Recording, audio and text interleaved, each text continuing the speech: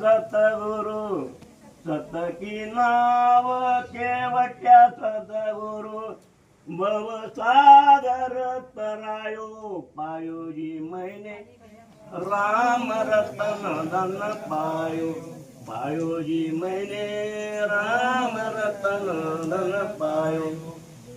माऊली एका मग आपण सांगतात, सद्गुरु वाचोनी संसारी तारक नशेची निष्ठंक आणकुनी.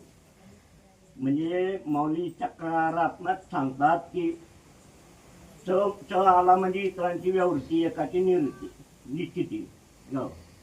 तर फक्त सद्गुरूच्या भवसागरातून तारू शकतात असं माऊली सुद्धा सांगतात. ते नद्याला आलेलं प्रत्येक जीवाला एक गोष्ट ही आहे ती म्हणजे सुख. सुखम सर्वाय रुच्यते. आणि एक गोष्ट नको पाहिजे, मज लागी दुःख व्हावे ऐसे कोणी बावे ना जिले. दुःख कोणालाच आवडत नाही, पण जे पाहिजे ते मिळत नाही आणि जे नको ते आल्याशिवाय राहत नाही. देह अदृष्टाचा वाटा लागता सुख दुःखाची या झटा. तर देह अदृष्टामुळे सुख दुःख बघतो.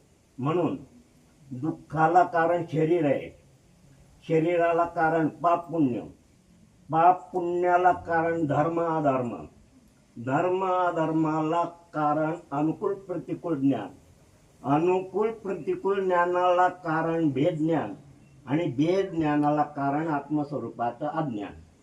आता ओळख सांगतो इथे. जेथे आत्मस्वरूपाचं अज्ञान आहे ना तेथे भेद आहे, जेथे भेद ज्ञान आहे ना तेथे अनुकूल प्रतिकूल ज्ञान आहे. अनुकूल ज्ञानामध्ये धर्म घडतो, प्रतिकूल ज्ञानामध्ये अधर्म होतो. धर्माने पुण्य प्राप्त होते, अधर्माने पाप होते, पाप पुण्याने शरीर मिळते आणि शरीर दुःखाला कारण आहे.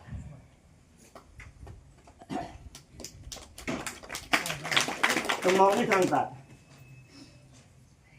आत्मस्वरूपाचं ज्ञान झालं म्हणजे अज्ञान निघून जातं, अज्ञान निघून गेलं की सर्व दुःख नाश होतं. तर मग आत्मस्वरूपाचं अज्ञान कोणतं?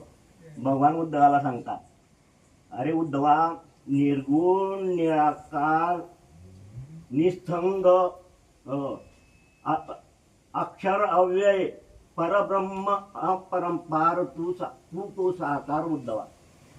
निसंग निर्विकार गुणरहित अविनाशी अरे आणि अपरंपार असलेलं परब्रह्म उद्धवा ते तूच आहे. मग फक्त उद्धवाच आहे का? जेवढे सृष्टीमध्ये जीव म्हणून जन्माला आलेत ना त्या सर्वांचं स्वरूप तेच आहे. पण त्यांच्या ठिकाणी ते ज्ञान नाही. हे ज्ञान फक्त नर जे हातात आहे. मग आपलं निर्गुण निसंग निर्विकार अविनाशी असणारं स्वरूप त्याचा विसर, आणि जे आपलं नाही नाशिवंत आहे क्षणभंगूर आहे ते मी आणि माझे. जे जे अतीत वस्तुता